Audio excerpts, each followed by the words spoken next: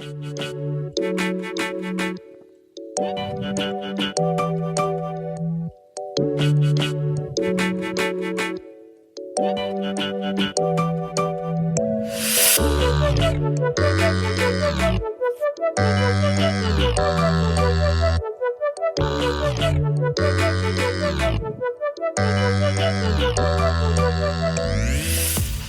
welcome to Technology Tap.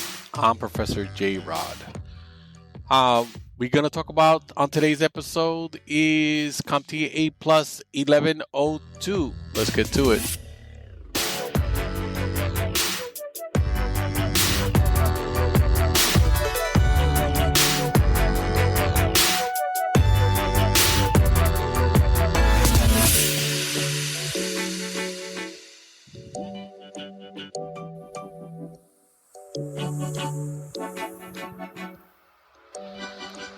All right. Before we get on to the topic about 1102, again, some of you have responded. As you know from the last couple of episodes, I am looking for volunteers to help me with the research that I'm doing about podcasting. If you are interested in helping me on this research, please email me at professorjrod@gmail.com. It's just a research on can you learn through podcasting, specifically the A plus, right? So if you've been listening to my podcast, you see I put a lot of episodes about A plus, and I want to see if I give you an assessment. I'll email you Google's form exam to deal with that has to do with A plus. Will you score higher than people who I've given the PowerPoints to? So if you're interested in helping me out in this study, please email me at professorjrod@gmail.com. It's professorjrod@gmail.com. I would really appreciate it. I got a couple of people already interested, but I need at least 40.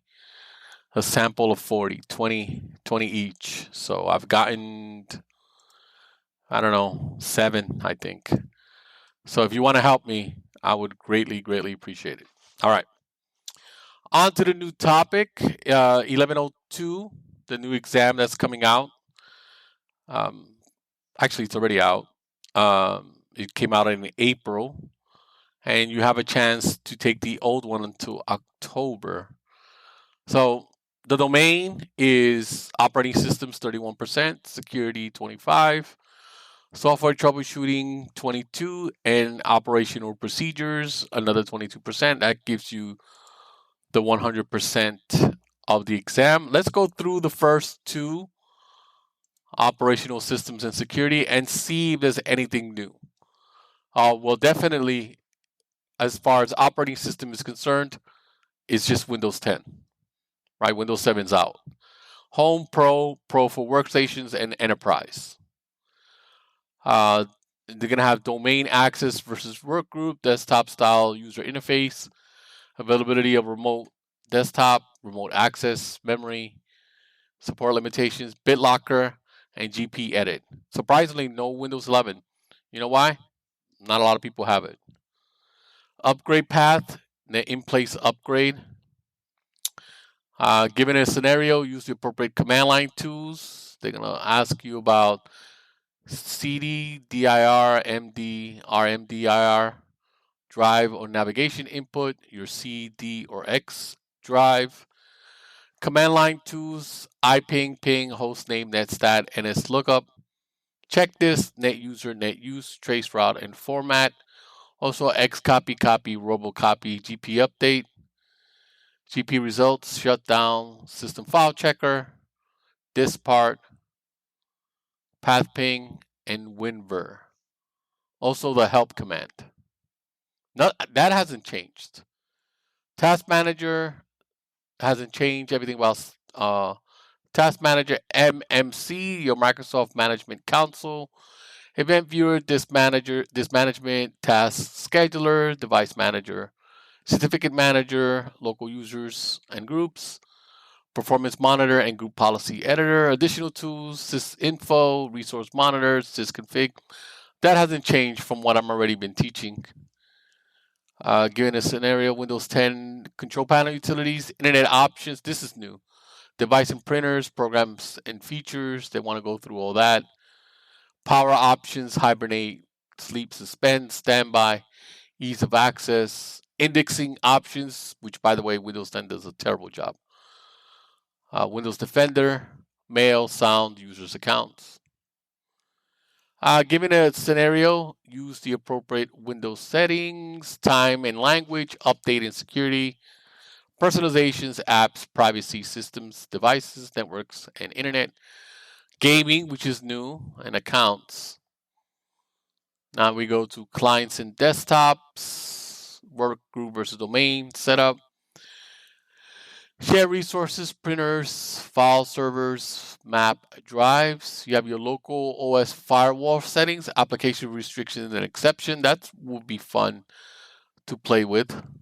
Client networking configuration, IP, DNS, subnet mask, gateway, static versus dynamic. That's pretty much stay the same. VPN, wireless, wired, and then wireless wide area network. That's new. Proxy settings, public versus private networks, metered connections and limitations. That's new. File Explorer navigation. Next, apply applications installation and configuration. Systems requirement. Oh, they still have 32. I thought they were going to get rid of that. 32 versus 64 dependent application requirements, dedicated graph cards versus integrated, VRAM, RAM, CPU, external hardware tokens, that's new. Applications to OS compatibility, that's been there. Physical media versus downloadable, ISO, moddable, we do that. Impacted device, network operations and business, that's new. Workstations OS, Windows, Linux, Mac, and Chrome OS. That's new. Cell phone, tablet OS, iPads, iOS, and Android. File system type, you have NTFS, FAT32, exFAT, exFAT4, APFS, and exFAT. Vendor life cycles limitations, end of life and update limitations. Compatibility concerns between operating systems. USB boot methods, USB and optical media, network, solid state, flash drive, internet based, external, hot swappable. Types of upgrade, we've been through that. Right, recovery partition, clean install, image deployment, nothing has changed. Partitioning, GPT, master boot record, nothing has changed there. Drive format, upgrade considerations, nothing has changed. Feature updates, product lifecycle, that's new. Seems like. Let's see. Tools of Mac and desktop OS. Let's see. File types, DMG, package app, the App Store. Uninstallation process, Apple ID, and corporate restrictions. That's new. Best practice, backup antivirus updates and patches. That stays the same. System preference looks the same. Talk about Time Machine. Features, multi-desktop, mission control, keychain, that's new. Spotlight, iCloud, gestures, Finder, remote disk, dock, disk utility, file vault, terminal, and force quit. Commands that they use in Linux and Apple OS, ls, pwd, mv, cp, rm, chmod, chown, su and sudo, apt-get, yum, ip, df, grep, ps, man, top, find, dig, cat, nano. That's new. Some of these are new. They haven't touched those before. Now we get into security. Talk about access control, badge reader, video surveillance, ARM systems. door locks, guards, boilers, fences, physical security. Nothing has changed. Magnetometers. That's new. Logical security, least principle, ACL, multi-factor, email, hard token, soft token, short message. That hasn't changed. Voice call, maybe. Yeah, authenticator application. They talk about MDM, which they don't really talk about in A+. That's good. Like Jamf for Apple products. Active Directory, login script, domain, group policy, organizational units, home folder, folder redirection, security groups. Talk about wireless protocols, WPA2 and 3. That's new. TKIP, AES, Radius, TACAX Plus, Kerberos, and multi-factor. I think they're going to expand on that. Let's see, malware, all the same malwares, ransomware, spyware, etc. Tools and method, recovery mode, antivirus, anti-malware, anti-phishing training, user education. It all stays the same. Talk about social engineering. There's nothing new there. Threats, nothing new there. I think they add more. They talk about 0-day spoofing, on-path attack, SQL. They didn't talk about SQL in A+. Cross-site scripting. They don't talk about that in A+. In the old one, they're doing it now. Vulnerabilities, non-compliant systems, unpatched systems, unprotected. Bring your own device, which I hate personally. That's just me. That's pretty good. So they have added a bunch of stuff. Security settings for Microsoft Windows. I don't see anything in here that's BitLocker to go. That's probably the only thing that I see that's new. Workstations best practice security. Passwords, BIOS, use screensavers, log off when not in use. That's pretty much disable the guest account, which, wow, they've actually had that there before. They really didn't have about this disabling the guest account.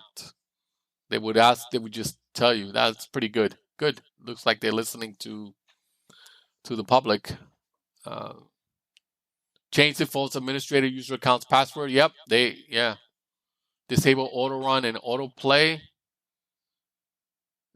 Screen locks, pins, fingerprint. Yeah. Remote wipe, locator applications, OS updates, device encryption.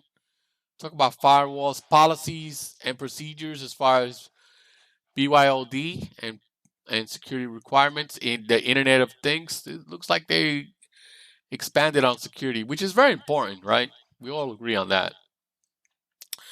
Data destructions hasn't changed. Recycling and repurposing, best practice, that hasn't changed. Outsourcing concept, that has changed. Certificate of destruction and recycling.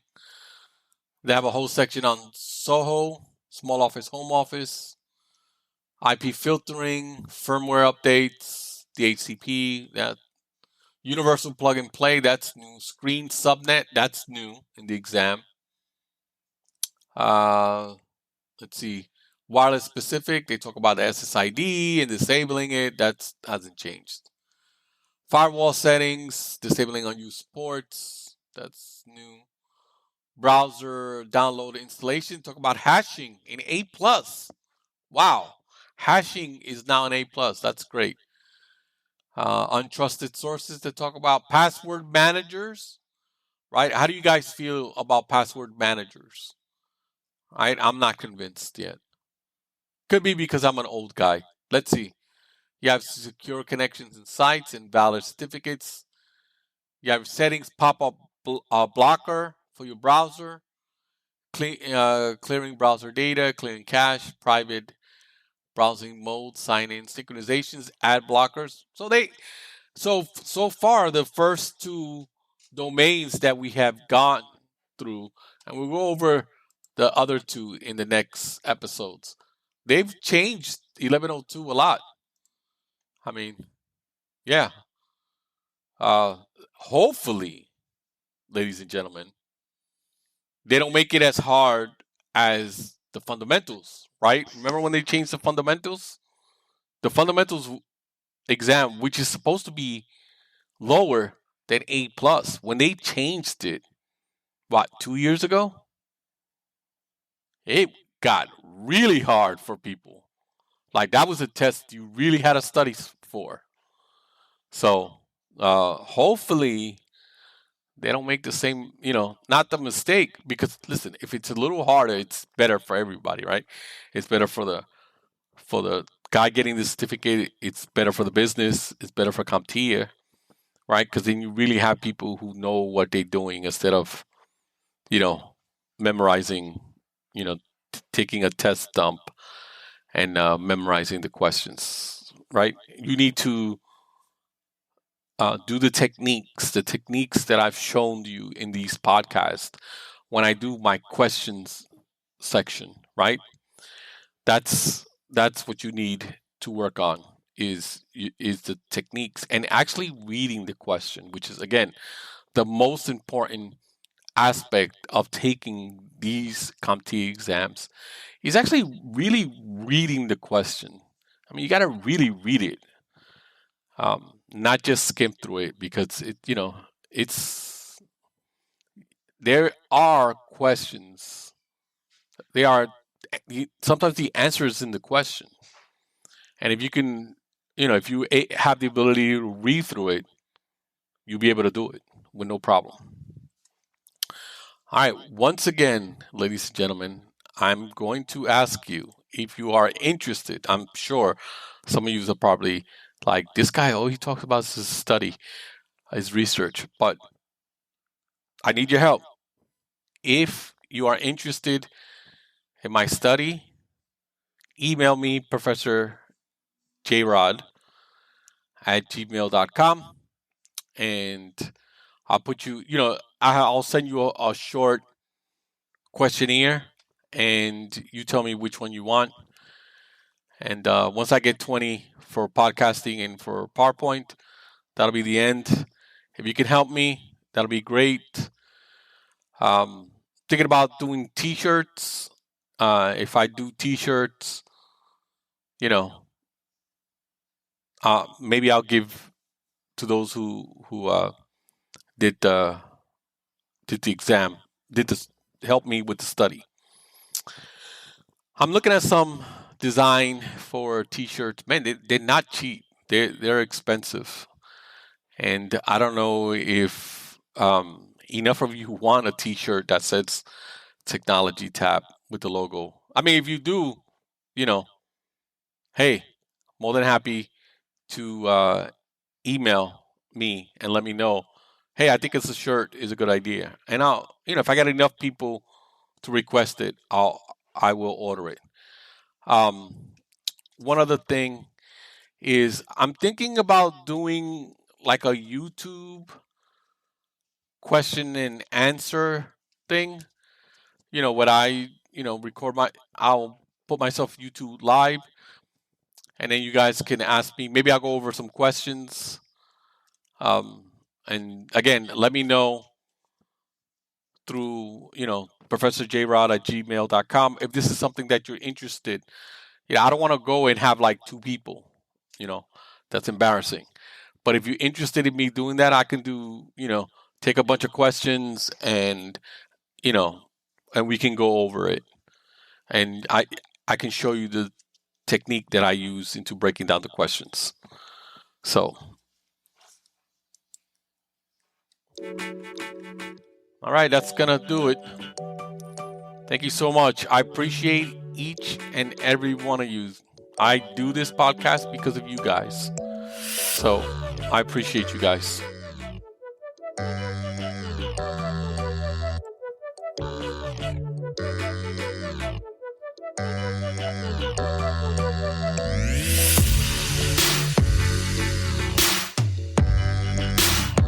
This has been a presentation of Little Chacha Productions. Art by Sarah Desmond, music by Joe Com. If you want to reach me, my email is professorjrod@gmail.com.